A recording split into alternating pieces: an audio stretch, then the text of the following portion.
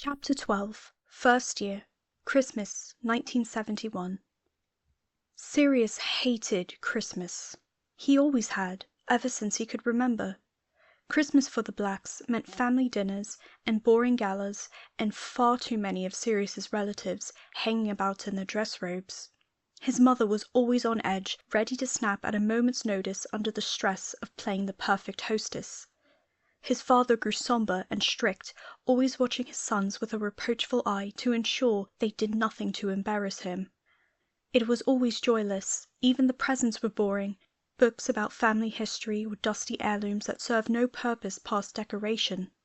So, as November drew to a close, and December edged brittle and biting into Hogwarts, Sirius grew more and more sullen.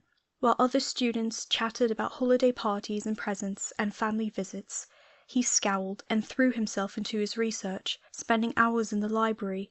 Even James was becoming insufferable. He kept talking about his mother's mince pies and how badly he hoped it would snow.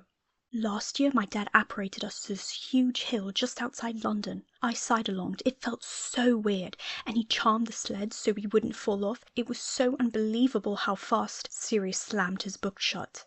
They were sitting in the common room, next to the roaring fireplace. Remus and Sirius were playing a game of gobstones on the floor, and James was holding a Quidditch magazine. He hadn't been reading it, though.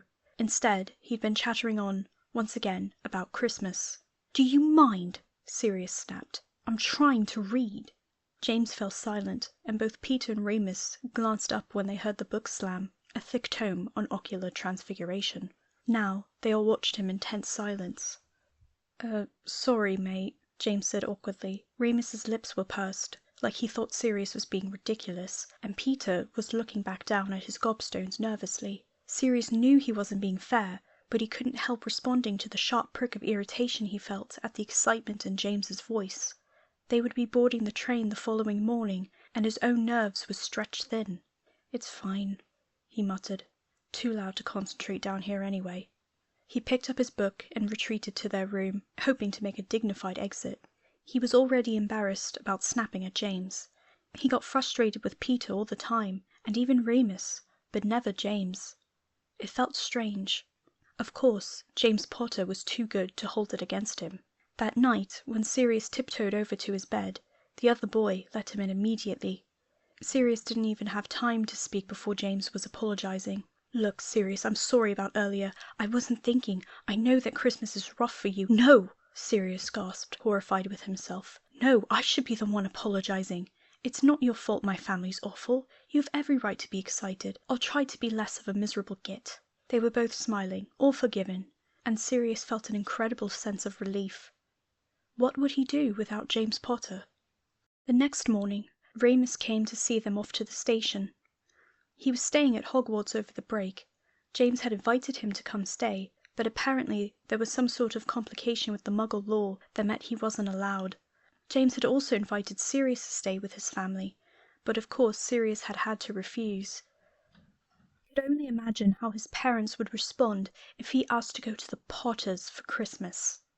As they boarded the train, James promised Remus that they'd write, saying conspiratorially, "See if you can come up with our next plan of attack on Snape." Remus nodded and smiled, waving to them from the platform. He looked a bit gloomy, but Sirius thought to himself that he'd switch places in a heartbeat. Mucking about at Hogwarts sounded much better than where he was going. Sirius tried to keep his promise to be less miserable on the train, but he was quiet and withdrawn for most of the ride.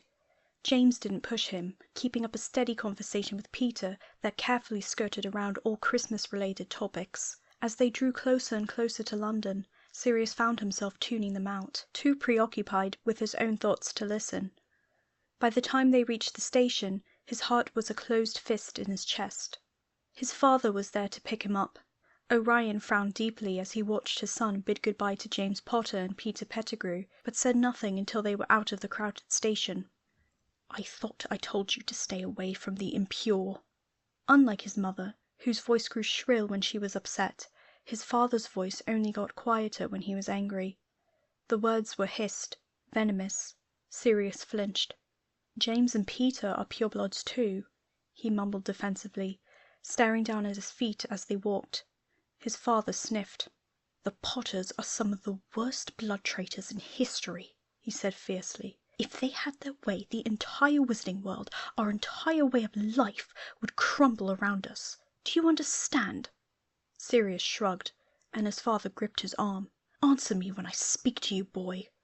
Sirius's arm ached where the fingers dug into the flesh. He gritted his teeth. "I understand." His arrival home was just as horrible as Sirius had expected it to be. It had only been a few months since he left, but it was still jarring to approach the dark manor with its family crest emblazoned over the door. It didn't look any different, but as they entered the wood-panelled halls and passed under the sneering portraits of his ancestors, Sirius couldn't deny that it felt different. Less like home. He missed the cozy warmth of the Gryffindor common room. His mother was waiting in the sitting room, along with... "Reg," Sirius breathed, smiling for the first time since he'd stepped off the Hogwarts Express. He started forward, grinning, eager to meet his brother, but Regulus shrank back slightly and didn't return the smile. Sirius halted, stung. What was that about?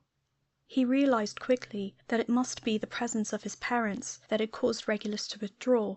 His mother abhorred what she referred to as mawkish displays of sentiment. She had intoned countless times that such affection was unmasculine, a sign of weakness. Still, Sirius had hoped, that his brother would be excited to see him. His mother set in immediately, droning on about how incredibly disappointed she was in his sorting, how he had brought shame to the entire family, how his great-aunt had nearly had a fit when she heard the news. This verbal lashing led into what seemed to be an endless series of rules for his behavior now that he was home. He was to act at all times with decorum and respect for the Black family name. Throughout this cheerful greeting, Regulus remained silent, barely meeting Sirius's eyes. His mother's words hardly even stung, because Sirius was too busy trying to figure out what exactly was going on with his brother. Was Regulus mad at him for failing to write? It wasn't as if he'd had control of the situation. He'd done his best. There was no chance to talk about it, though, until later that night, once everyone was in bed. Sirius snuck out of his room, darting down the hall. Regulus sat up when the door opened. It was dark, but the moon was waxing outside, nearly full, and the light spilling through the windows was enough to see. "Sirius?" "Reg!" Sirius shut the door behind him, bounding eagerly onto the bed. He grinned down at his brother. "Did you miss me?" Regulus shifted uncomfortably, darting glances at the door. He still wasn't smiling. "Come on, you'll get us in trouble." "Oh, please," Sirius rolled his eyes. "You know they'll only punish me. It's not as if you've snuck out of bed. And I wanted to see you. I missed you." Finally, a small smile curved across his brother's face. "Really?" "Of course." Sirius tried to ignore the guilt crawling inside his chest as he thought of how much he dreaded coming home, even though it meant seeing his brother again. "I tried to write. Did you get my letters?" "Yeah, sort of. Mum wouldn't let me read them. They made her really angry." Reg drew his knees up to his chest, wrapping his arms around himself. "Ugh, I knew she was behind it, the old bat." Sirius scowled, and Reg giggled nervously. "Don't worry, I'll tell you all about it." And he did, whispering about the classes and the magic and the friends he'd made. He talked about how it felt to soar around the Quidditch pitch, the acrid smell of a potion exploding in class, the way the ghosts looked silvery in the candlelight of the great hall. "And there's this big fireplace in the Gryffindor common room. You'll see next year. James and I are going to try to figure out if we can pinch some of the potion ingredients to change the colors." "What?" "The colors of the flames. Like if you add powdered newt." "No, I meant..." Regulus frowned, brow furrowed. "What do you mean, 'I'll see next year'?" Sirius blinked. "When you're at Hogwarts?" "Yeah, I know, but Sirius..." The door to Regulus's room swung open, and Kreacher burst in. "Aha!" he cried in his awful, reedy voice. "The young master's out of bed." "Oh, bollocks." After the first week, his mother placed a locking charm on his door to ensure that Sirius remained in his own room at night. In retaliation, Sirius swapped around all the plaques under the portraits lining the hallway so that each of the paintings had the incorrect name. This only made his mother angrier. She rapped a ruler against the back of his knuckles until they were bruised, then made him switch everything back with aching fingers. Just let it go, Regulus said that evening, as Sirius sulked in the library. You'll only upset her more. A marauder never backs down, Sirius insisted, frowning. He was trying to remember a prank that Remus had explained to him, something that involved laundry. Regulus rolled his eyes and said a bit sharply, "You're not at Hogwarts, Sirius." "A marauder never abandons his code." Reg shook his head, but he was smiling a little, and he said, exasperated, "Honestly, you're as bad as your mudblood friends." Sirius froze. "What?" Regulus blinked, smile dropping. "Your friends. I mean, it's just, Mum says they're a bad influence." "Yeah? Well, Mum's a right bitch, isn't she?" Sirius snapped. Anger coiled in his veins. Since when did his little brother throw around words like mudblood? Reg looked hurt. "You shouldn't say things like that." "And you shouldn't talk about my friends." Sirius stood seething. "I'm sorry," Reg said, placating. "Come on, Sirius, don't go. I'm sorry." Sirius huffed, still hot with anger, but he sat back down, muttering, "James and Peter are purebloods anyway." "Yeah, you told me," Reg said. It was discomforting. Sirius had never felt so out of sync. He and Reg had always been on the same page, his little brother listening eagerly to his every word. Sirius thought Reg understood, as he did, that most of what their parents said was horseshit. But 4 months had made a difference. During his weeks at home, Sirius felt out of step more and more often. He kept making comments expecting Reg to agree, only for his little brother to shake his head or roll his eyes. And the more Sirius spoke about Hogwarts, the more Regulus seemed to withdraw, as if hearing about the school made him angry. Sirius couldn't figure out what he was doing wrong. There were moments where he thought they might even fight, but at the end of the day, Reg always softened, shrugging off whatever was bothering him to smile and laugh along with his brother. In those moments, it felt as though nothing had changed. Things were easy, effortless between them. They were still best friends after all. Friday, 23rd December, 1971.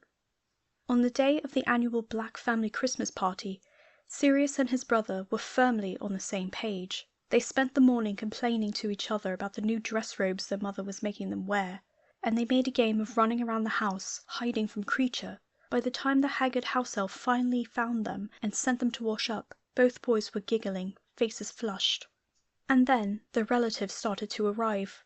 The Blacks had a family dinner every year on the day before Christmas Eve, and this year was no different. Aunts, uncles, cousins, second cousins. As the manor began to fill with people, Reg became more and more withdrawn. While Sirius slouched, mussing up his hair and muttering his hellos, Regulus was the picture of decorum. Not a hair out of place, robes neatly pressed. He greeted each family member with perfect poise, exactly the way their parents expected.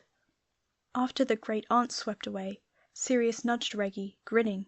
"Oi, my lord, should I bow to you?" Regulus rolled his eyes, but his lips quirked up. "Come on, it's not that hard to behave for one night." "Maybe not for you," Sirius lamented dramatically, "but for a marauder—" "Oh, quit it with the marauders," Regulus snapped. Sirius fell silent, a bit surprised by the sting in his brother's voice. When Regulus saw his expression, he muttered, "Look, let's just not make her mad tonight, all right?" Sirius didn't need to ask who he was talking about. As the next relative approached, he leaned in to whisper petulantly, "You used to be fun." Reg stiffened, mouth a thin line, but he didn't respond. Sirius was in a sour mood the rest of the night, and he slumped into his seat at dinner. He picked at the first course, ignoring the chatter of his relatives around him. It was the same boring stuff as usual. Who got a new promotion at the ministry, whose child had run off and married a muggle, whose niece was rumoured to be a squib. And then Sirius heard something that caught his attention. "A disgrace, but nowhere near as bad as the Potters," his aunt said primly, waving her glass of wine. Her husband chimed in. "Oh, don't get me started on Fleamont. The new reforms he's trying to push through in the Muggle Relations Department are ridiculous. I'm ashamed to even be working in the same building as him." Across the table, Bellatrix was watching Sirius with a mean glint in her eye. When she saw him looking back at her, she smiled. "Sirius, isn't the Potter boy one of your little friends?" Her parents fell silent, turning to look at him. Down the table, his own parents were staring too, obviously appalled. "Yeah," Sirius said, flushing. It felt like everyone had gone quiet, listening for his answer. "I told you to stop hanging around that boy, Sirius," his father admonished loudly. "You're to stop spending time with him immediately at the start of the next term. Am I clear?" Anger crawled once more up Sirius's throat. He spoke without thinking. "And how am I supposed to do that? He's my roommate, in case you forgot." His father's face went white with rage, and his mother hissed, "Sirius, do not speak to your father like that." "Oh, don't you worry, Sirius," crooned Bellatrix, still grinning wickedly. "I'm sure no one will be forgetting who your housemates are any time soon."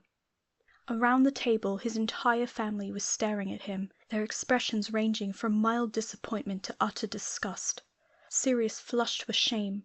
He looked over to Regulus, but his brother was staring down at his plate, silent. "Fine, then." He lifted his chin, directing his next words towards Bellatrix. "Great. I'm proud to be in Gryffindor, so I don't have to hang around a bunch of slimy gits like you and your friends." "Sirius!" his mother screeched. "Proud?" Orion Black bellowed, slamming down his goblet. "Proud? You have brought shame to your entire family." Across the table his uncle nodded. "Never thought I'd see the day the black heir would become a blood traitor. I was so embarrassed when I heard the news. 500 years, and—" Across the hall his relatives broke out into protest, everyone shouting over each other. Sirius's heart was thundering in his chest, and he felt tears pricking the back of his eyes. "Enough!" while Berga was almost screaming. Finally everyone fell silent. She turned her cold gaze to Sirius. "Go to your room, now." Sirius held her eyes for a moment, but then relented, slamming his fork down and pushing his chair roughly away from the table. He held his head high as he left, hoping that his family couldn't see his shoulders shaking. That night Sirius didn't turn when the door to his room opened. He could hear Reg creeping in, painfully slowly. "Sirius?" Silence. Fury beat like a heart against his rib cage, and he felt hot and prickly all over. "I know you're awake." Regulus crept closer to his bed, and the mattress shifted as his brother climbed in. Sirius grimaced into his pillow. "Go away, Reg." "Sirius, just go away. I thought you were worried about getting in trouble." Now he was sitting up, having thrown off the blanket so that he could face his brother. Regulus watched him, eyes wide and repentant. "Sirius, I'm sorry," he said. "I really am. I told you not to make them mad." Sirius barked a laugh. "Really? Came to say I told you so?" "No, that's not— Oh, shove off, Reg." Now there was a spark of frustration in his brother's eyes. "You're not being fair. Come on, it's not like I could have stopped them." Sirius knew Regulus was right, but it still hurt. He didn't know how to say that it had always been the two of them against their family, against the world, that Regulus's silence was a betrayal, an abandonment, a broken promise. "You could have done something, instead of just leaving me alone." But now it was Regulus's turn to laugh, incredulously, as he said, "Leaving you alone?" The words hung between them. Guilt and anger twisted together in Sirius's chest. "I told you to go away!" He reached out, shoving Regulus hard. His brother fell back onto the mattress, flailing to keep his balance and stop himself from tipping off the edge of the bed, pajamas twisting around his legs and— Oh. Sirius froze. They were both breathing hard, chests heaving, even though they'd been whispering. Sirius stared down at his brother's leg, where his trousers had twisted up, revealing the bottom half of his calf. There were 3 straight, thin lines right down the middle of his skin. Sirius looked up, and their eyes met. "Reg." His brother flushed, reaching down hurriedly to adjust his pajamas, scurrying further away on top of the blankets. "Reggie, did she—" "I don't want to talk about it." Sirius swore. "That bitch." "Don't call her that," Regulus said sharply, and Sirius looked at him in disbelief. "Reg, she hurt you." "She wouldn't hurt me." His voice rose defensively. "She's my mother." For a moment Sirius was stunned into silence. Then quietly, "She's my mother too." When Regulus refused to meet his eye, Sirius continued. Come on, you know it's not right. She's only trying to do what's best for me, Reg whispered furiously, words tripping over each other. To make sure I don't end up like... He stopped abruptly. Sirius felt sick. Go ahead, he said flatly. Regulus shook his head, looking away. No, go ahead, Sirius urged, anger licking back into his voice. Say it, Reg. I want to hear it. Sirius, to make sure you don't end up like me, right? Is that it? His brother's eyes were shining with tears, but Sirius didn't care. He pushed himself out of bed, grabbing a travelling cloak from his wardrobe. Sirius? Regulus whispered. When his brother ignored him, he tried again. Sirius, where are you going? Sirius shut the door of the wardrobe roughly and grabbed his wand from where he'd stored it in his desk. Home, he said. It was raining in Hogsmeade. Cold water pelted Sirius as he struggled up towards the school grounds, wind whipping raindrops past the heavy hood of his cloak until his hair was dripping wet. He'd waited until the early morning, while it was still dark, to sneak out of his room. His parents kept flue powder in an office down the hall, and there was no telling where Creature might be roaming at night. Near dawn, though, the house elf started on breakfast, and Sirius knew he would be sequestered in the kitchen. He'd held his breath as he tiptoed down the hall, sure that he'd open the office door to find his father waiting. But Regulus hadn't alerted anyone. He hadn't gone to wake his parents or find Creature. He hadn't tried to stop Sirius from leaving at all. No one approached him as he tromped through the muddy grass and made his way to Hogwarts's front entrance. The doors opened easily, and the halls were empty, the only sound the snoring portraits and Sirius's own cloak dripping water onto the floor. He had to wake the fat lady to give her the password, and she grumbled as she swung open, allowing him entrance to the common room. Remus sat up when the door to their room swung open, rubbing his eyes. For a moment he just blinked in the dark, but then his face split into a grin. Sirius! He leapt out of bed, clearly overjoyed to see his friend. Sirius couldn't help but grin back, pushing his wet hair out of his face. All right, Lupin? He tried to keep his voice nonchalant as he dropped his cloak to the floor, even though his body still felt wired with adrenaline. He and Reg had always talked about running away from home, but neither of them had ever actually done it. Freezing, isn't it? Sirius pointed his wand at the fireplace. Incendio. What are you doing here? Had enough. He looked down at his boots, which were caked with mud, and concentrated on pulling them off. Got into an argument with Dad. Then the whole family got into it. All the usual stuff. Called me a blood traitor, the shame of the family, etc., etc. He collapsed back onto his bed, heart racing with the memory of his family's voices. So I left. James would have wanted to talk about it, to ask if he was okay, to tell him that he shouldn't be ashamed, to insist that his parents were wrong. Sirius braced himself. But Remus just said, Wow, how did you get here? Good old Remus. Flue powder, Sirius shrugged. To the pub in the village, then just walked up. Wow, Remus repeated. Before the other boy could ask any more questions, Sirius sat up. I'm starving. They sent me to bed last night without dinner. Come on, get dressed, breakfast. Although they attempted to take their seats in the great hall, acting as though nothing were wrong, McGonagall stormed over immediately. Mr. Black, she said sharply, what is the meaning of this? Sirius smiled cheekily. I missed you too, Professor. Her lips twitched, but the frown remained staunchly on her face. You were seen walking onto the grounds from Hogsmeade at 6 o'clock this morning. Do you care to explain yourself further? Sirius shook his head. Not really, Professor. That's pretty much all there is to it. McGonagall shook her head and sighed, a note of pity in her eyes. It made Sirius uncomfortable. Very well, Mr. Black. I shall have to contact your parents, of course, so that they know where you are. But a flock of owls was swooping into the room, and Sirius could see the largest of them, a stately eagle owl, clutching a thick red envelope. No need, he said as the bird dropped the letter onto his plate. He looked down at it pointedly, then smiled wryly up at McGonagall. I think they know exactly where I am. He held her eye as he picked it up, ripping it open before anyone could see his fingers trembling. Immediately, his mother's voice filled the hall, shrill and icy with rage. The other students turned to look, and McGonagall winced.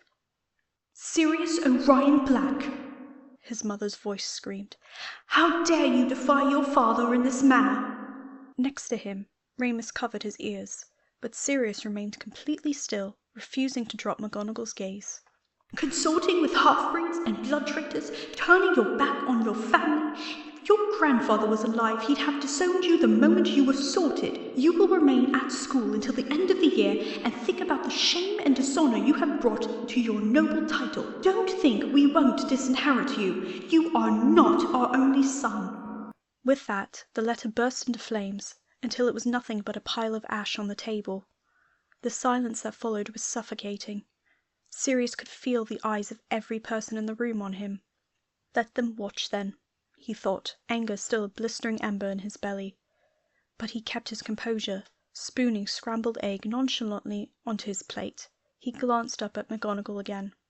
"You can send Mother an owl if you like, Professor, but I doubt she'll read it."